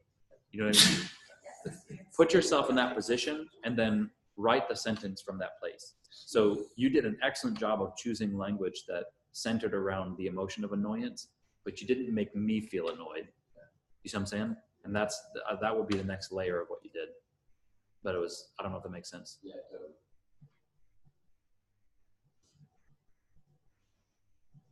I'm trying to think in my mind. I've never done this before. I'm trying to think in my mind about like the seat of the lime-colored plastic chair seemed to reach toward me with itchy fingers. Right? I'm making that up. I just came up with that off the top of my head. I don't know if that's annoyance, but it's definitely evocative. You see what I'm saying?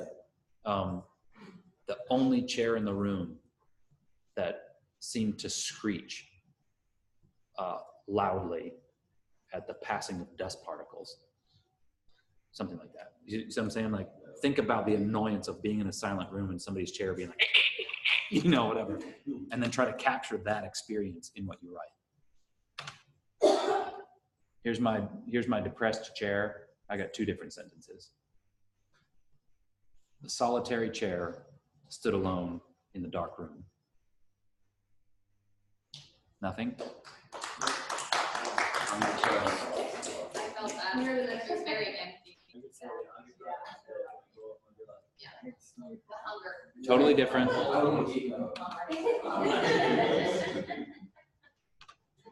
I have to violate my rule because this is an appropriate use of the word that, but I have to. Bearing that weight left the ash-colored crushed velvet seat cushion wilted and hollow. Okay. Make sense? So now, why is that important? So writing great fiction. His point was, when we write using evocative language, so if you write a paragraph that puts me in the emotional experience of a grieving parent, then I actually get to experience the full weight of grief without having to experience grief. You see what I'm saying?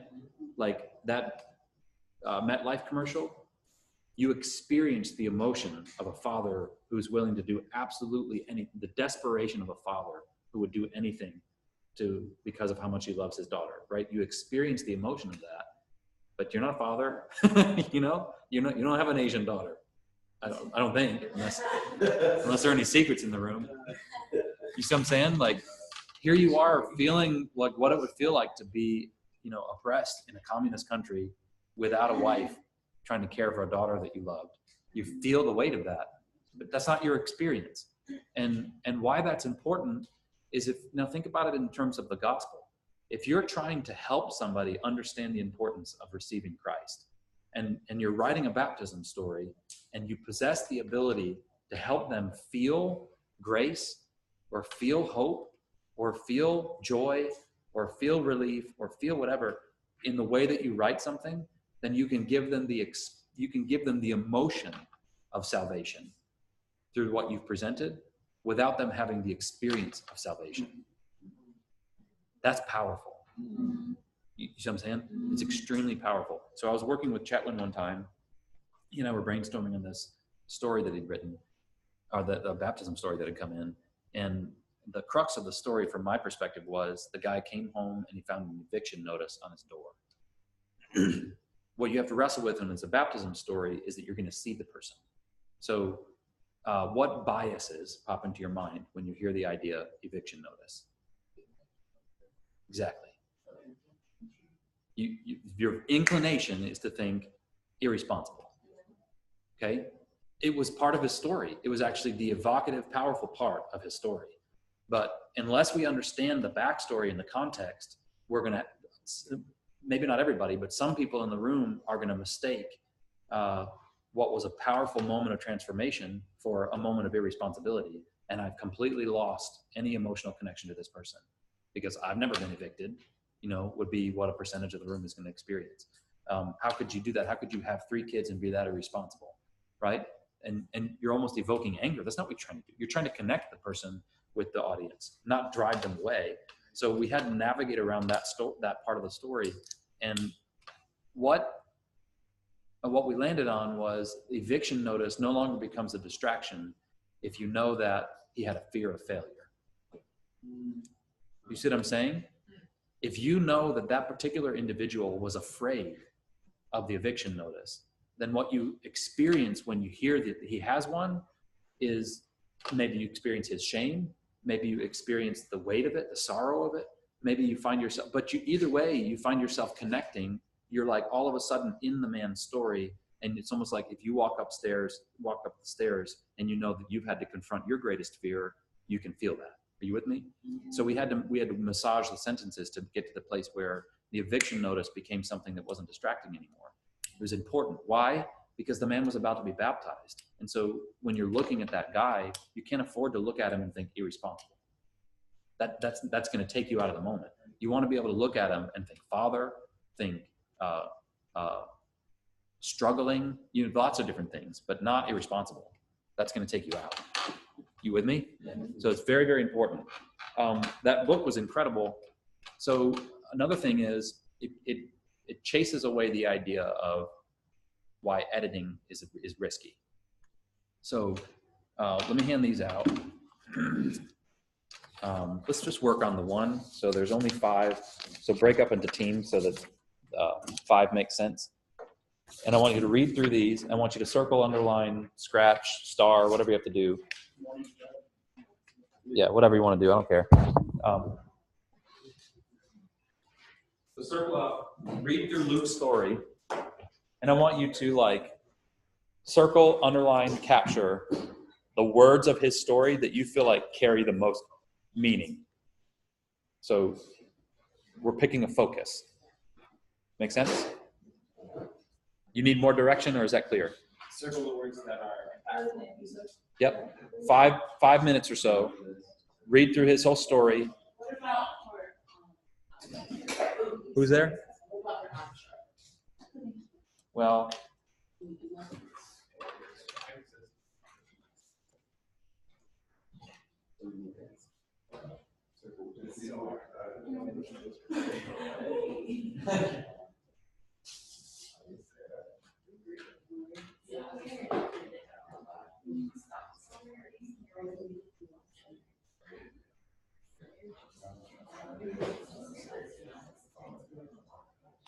Claude, Sam. Present. Who else is on there? Claude and Sam? Parker.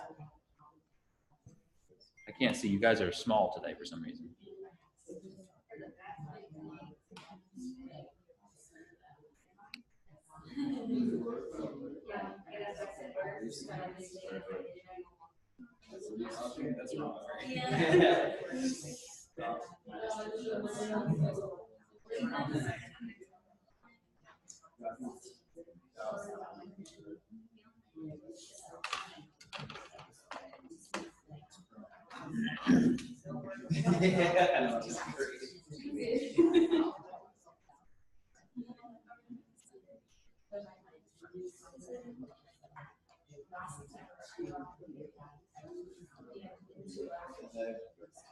Big hand.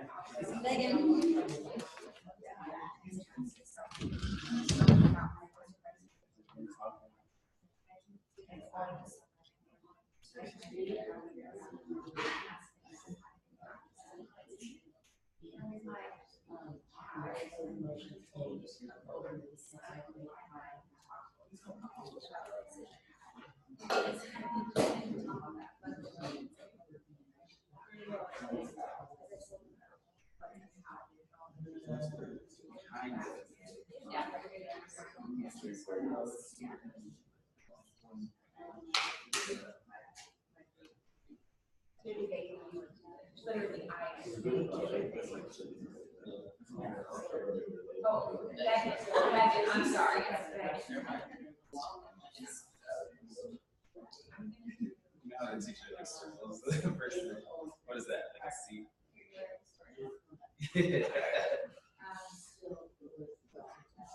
I didn't actually.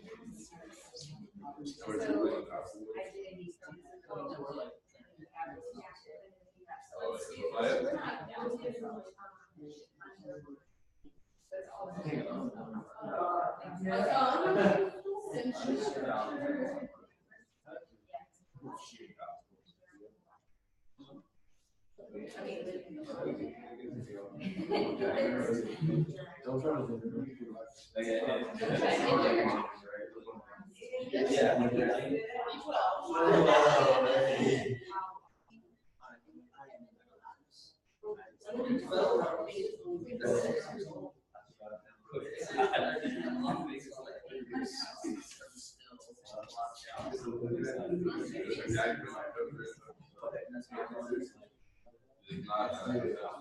You got a seat? Oh my god.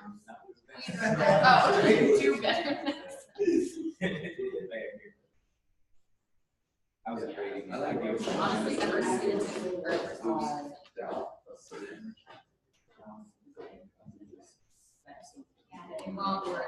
I know. My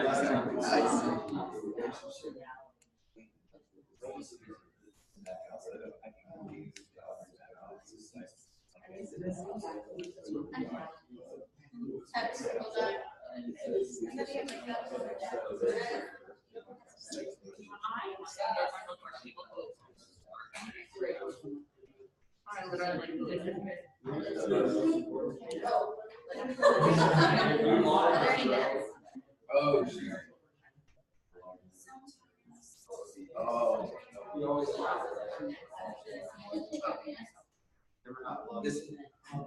This just screams that.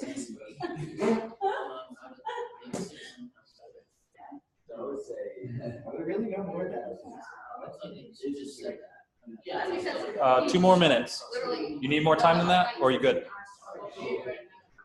That's a nice break. I think you should have gotten it. 65%. 65? That's really hard.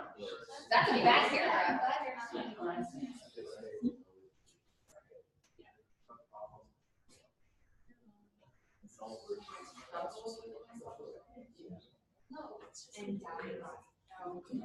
I think it's the fun. I don't know all about the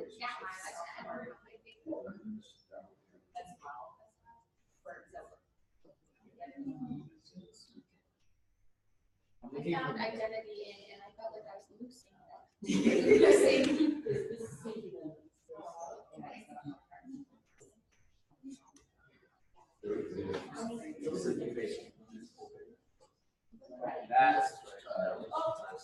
this makes no sense. Sometimes I would have a problem doubting God's existence. That means that's a good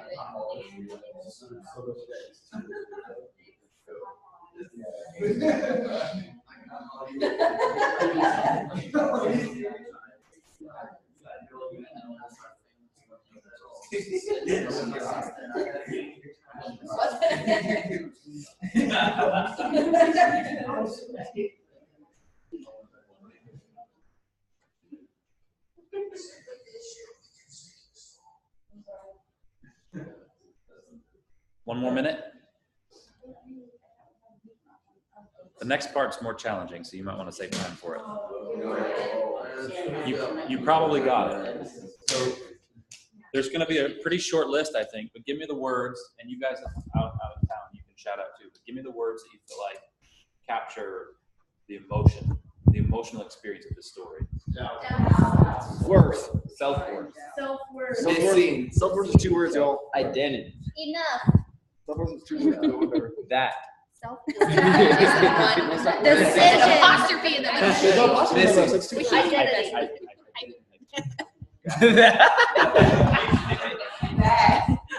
Identity. Identity. Identity. Missing.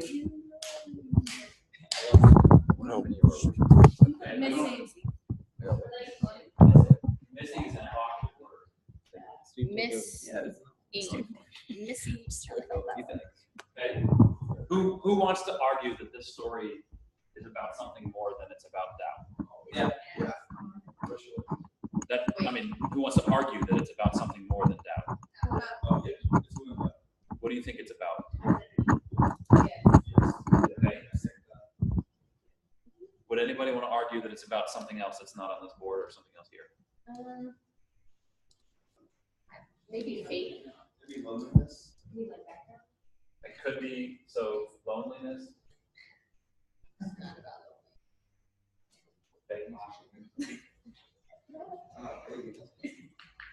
So it could be about any of these things. We have 10 sentences about a person's life. They're younger, they went to student takeover, so they're 15 maybe, who knows. But in 15 years, I'm sure that they've experienced all sorts of different things. You see what I'm saying? That's where we have to pick a focus. What are we going to focus on? If you try to write a baptism story about doubt and identity, it's going to lose power.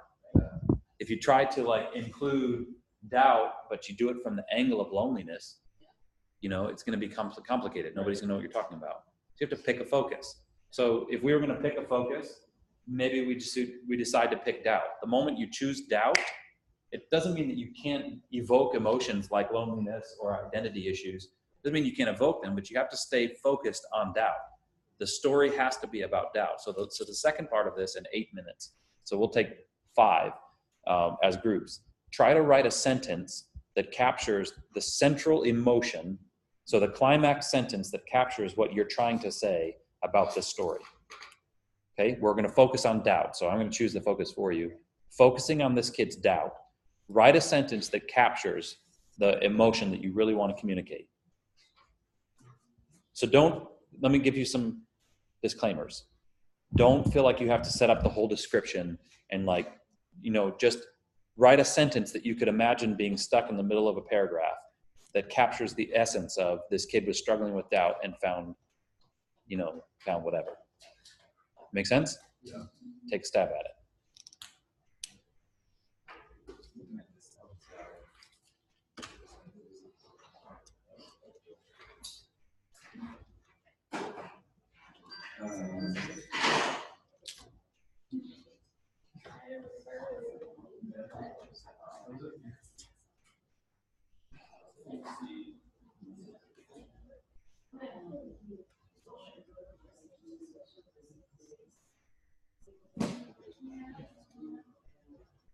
So how would we reshape that?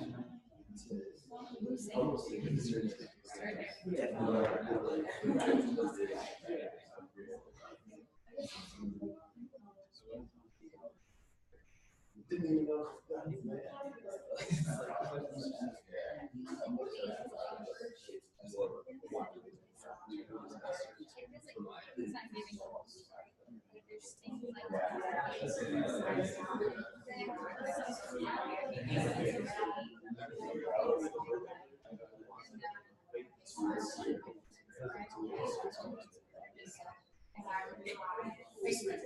this feeling, what is that feeling he's trying to describe, and how can we put that? I feel like it's not just.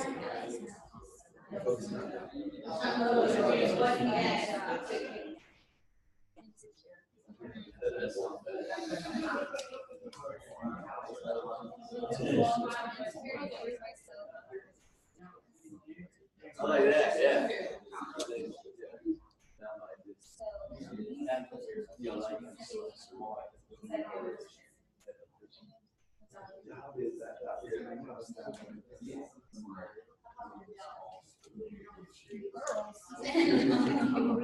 could be like my insecurity. Or like I started to focus on the insecurity, which caused me to doubt. I'm not saying that. I'm saying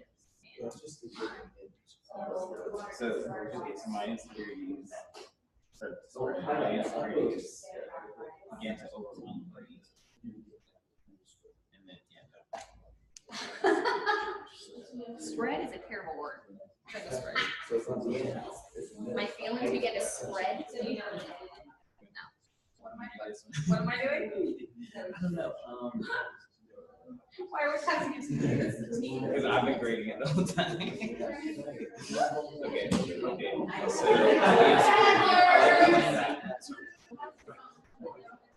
I added that page, so Shannon, if you're trying. We actually write it down. Right.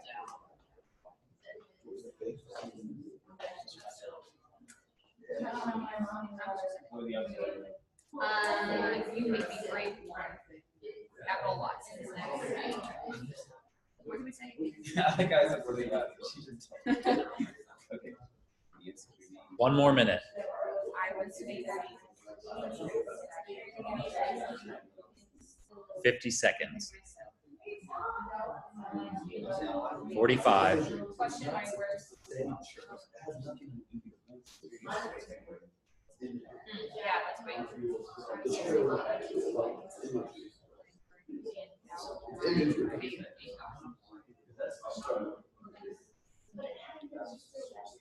30 seconds.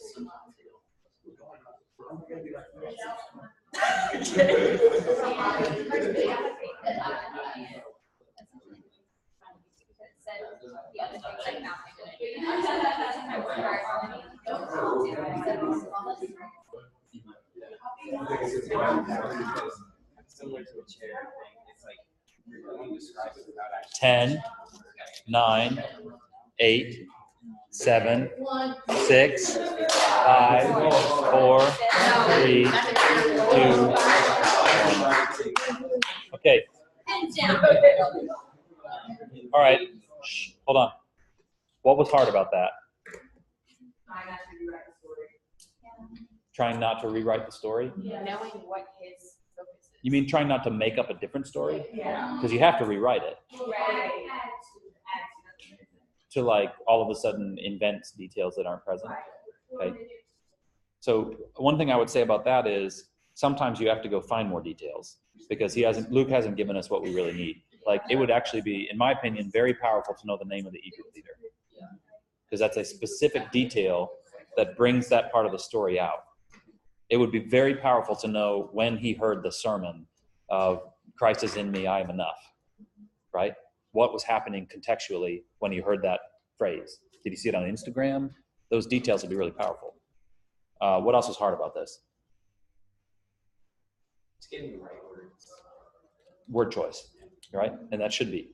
That's where you put a lot of your effort. Yeah. I heard you say, what did you say? You said When he said began to spread. spread. Yeah. Spread. She said, spread is a weird word. Exactly. It sure is. Unless you're talking about butter. You know? Yeah. Nobody wants anything to spread. Nothing, ever. Yeah. Good. So word choice was difficult. What else? For us to just bring that resolution at the end.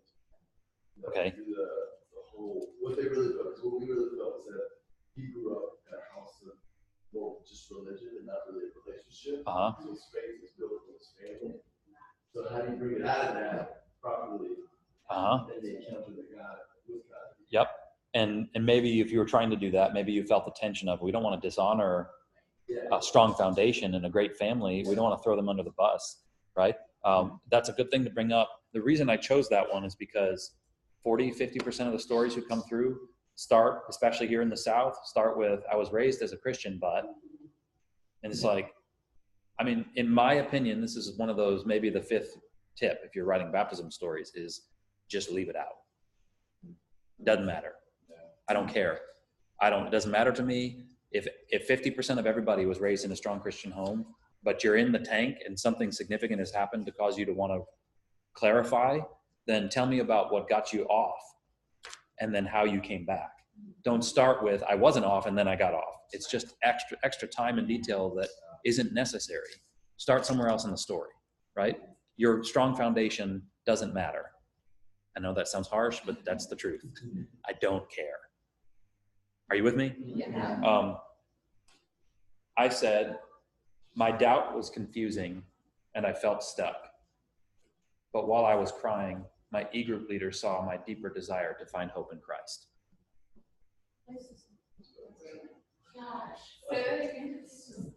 My doubt was confusing and I felt stuck.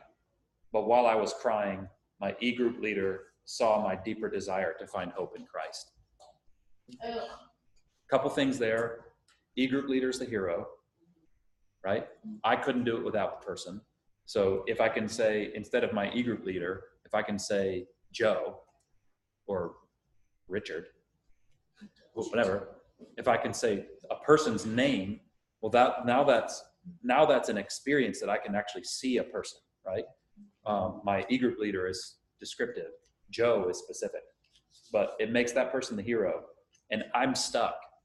See what I'm saying? So I'm stuck. Now the word stuck is evocative. Anybody out there who's ever felt stuck and had somebody who's helped them through a difficult time is all of a sudden, that's like almost evokes that experience for them. Are you with me? Mm-hmm. So would I use that sentence? Actually, I don't know. I can't see a 15-year-old saying that. But if I can get it boiled down to an idea, to a sentence, then I can build a story around that idea that fills in the gaps. And I can focus on who is Joe? How did Joe become an e-group leader? How did he get connected with this person? Why does he matter to me? As like a 2 or 3 sentence setup contextually, right? Are you with me? Yeah. So I know this is like, why would we spend 20 minutes like reading a story and finding details and narrowing it down and trying to write a sentence? Because until you have a clarity about what you're trying to create, you're not going to be able to express it in a way that means anything to the person out there. So you can do that with an email. You can do that with a video script. You can do that with a baptism story. You can do that writing an email to your dad. See what I'm saying? But if you can find a way to narrow it down and apply some of these principles and make the language that you choose evocative and move people in certain ways, it's one of the greatest gifts that we have, especially in ministry, is to be able to move people with our word choice and our language. Make sense? Hopefully this was helpful. This was intended to be like a, hey, by the way, you see that door over there? Behind that door is a lifetime of pursuit in a direction that you should really consider going. And so I mean, I don't know that I helped you. I maybe just pointed you in some directions, but if you really put time here over the next couple of years, you can not just increase your ability to make an impact with people, but you can think more clearly. You can influence people more effectively. You can move people towards the gospel or towards buying a widget, whatever. It's very, very, very practical and useful. Father, we're just grateful that you saw fit to give us a story that we can steward, one that is extremely powerful, that has changed the course of history, and that you've also given us the ability to create and to use language to move people. Really, language is the only thing that we actually can create out of nothing. We have the ability through our imagination to put a language around experience and emotion, and in that way make something happen, make something move where there was nothing before. And we're grateful for that gift. We pray that you'd help us to steward it like we steward everything else in our lives, to bring you maximum glory and to have maximum impact through what you've called us to move in our lives. We love you, Jesus, in your name. Amen. Amen. Great.